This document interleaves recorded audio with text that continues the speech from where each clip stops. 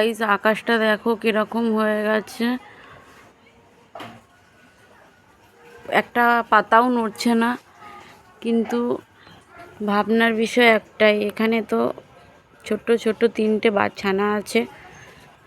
আমি তোমাদের যে ভিডিওটা দেখিয়েছিলাম পাখির বাসা, তো আমার চিন্তা একটাই যে বৃষ্টি এলে ওরা তো ভিজে যাবে। ওর মারও চিন্তা একটাই, ওর মাটা বারবার ঘুরছে আর দেখছে। তো এখন অন্ধকার হয়ে গেছে, আর ওর মা যেহেতু আছে, আমি ওর সামনে গিয়ে তো তোমাদের দেখাতে পারবো না।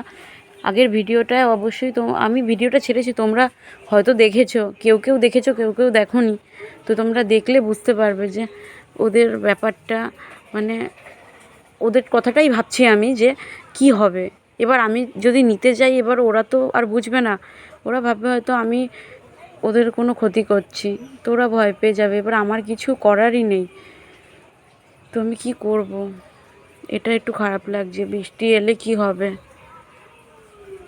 আকাশটা পুরো থমকে গেছে দেখো।